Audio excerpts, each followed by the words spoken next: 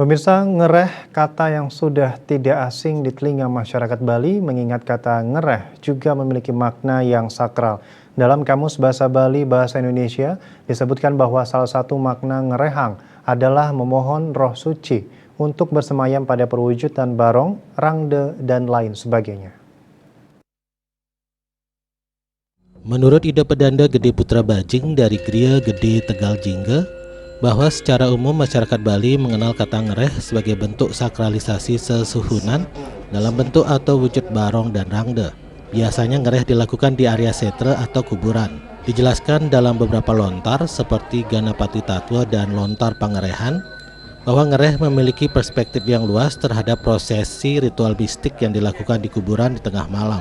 Ini merupakan tahapan akhir dari sebuah proses sakralisasi petapakan Ide Betara Rangde atau barong. Beberapa sulinggih menyebutkan bahwa ngereh adalah simbolis kumpulan aksara-aksara suci Swalelita dan Modre yang kemudian dirangkum menjadi satu dan menjadi Kalimusada.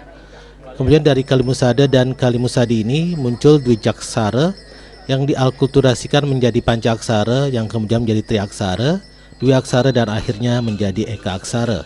Secara luas, ngereh juga memiliki kaitan untuk menghidupkan kekuatan Istadewata atau lingga beliau yang sesuai dengan fungsinya, atau khusus menghidupkan benda-benda yang dibuat oleh manusia. Ngereh juga bertujuan memohon kekuatan Dewi Durga agar diberikan anugerahnya ke dalam simbol rangde dan barong yang menjadi sesuhunan. Ada juga dilakukan pada saat itu ngerehin.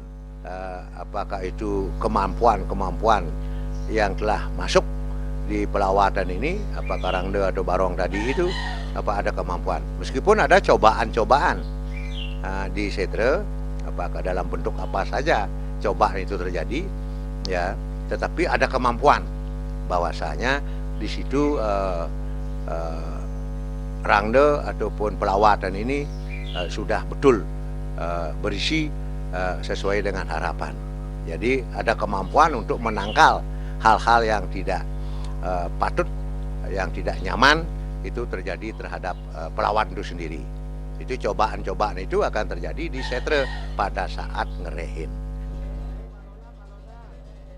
Tatkala membawa barong atau rangde sesuhunan ke setre, kemudian di sana masyarakat desa adat dan pemundut akan diuji nyalinya, diuji keyakinannya dan keberaniannya dalam prosesi ngerehin. Ciri-ciri bahwa prosesi ngerehin itu berhasil baik adalah tanda sinar suci, api, suara, dan lain sebagainya. Setelah prosesi selesai, maka barong dan rangde sesuhunan akan dilinggihkan di pura dan dijaga oleh masyarakat adat itu sendiri. Hendra, Bali TV.